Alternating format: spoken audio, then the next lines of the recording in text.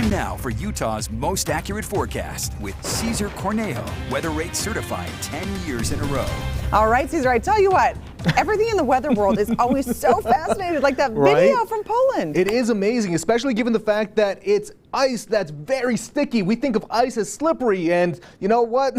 It can sometimes be quite slippery, especially once it starts to pack on the streets, just like what we saw with some of the storms yesterday. This squall line moved through Park City. This one was sent in through Main Street, Park City on their Instagram account. We could see just all of that snow really accumulating quickly, and when those temperatures really drop down, we see that anything that falls accumulates. Right now, that's what we have going on. Very light lingering snow showers just around parts of the Wasatch Front, also over towards the higher elevations of southern and central Utah. Again, we see this system continuing to exit out, just leaving a lot of Arctic air in place. So that is what we are expecting to see, and we'll have that active weather week continue for us. We do have some advisories and watches in place already, and we'll take a look at what we can expect for the new year. We're expecting to see on satellite and radar another system already developing. This is going to be key to remember how this starts to move through. That's actually going to be a moisture tab for us in southern Utah, and I'll explain in just a second. What we expect to see is this system continues to clear out into parts of Monday.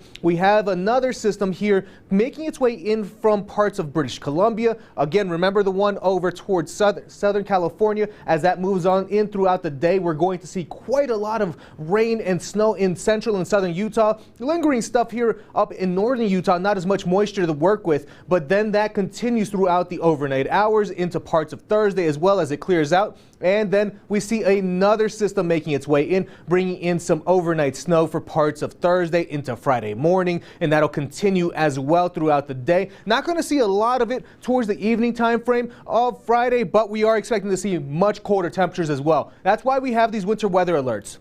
Winter weather advisory for a lot of the higher elevation already in place here in the Beehive State, and even over for the Abajos, we are seeing that we do have that winter storm watch, and it'll go into effect at 3 p.m. and it'll continue until 9 p.m. Friday. We are expecting to see that for our regional forecast. We're going to be much chillier overnight once again. Temperatures in the teens and 20s, and even some single digits in a few key locations. Looking at the highs only in the 30s for almost everyone.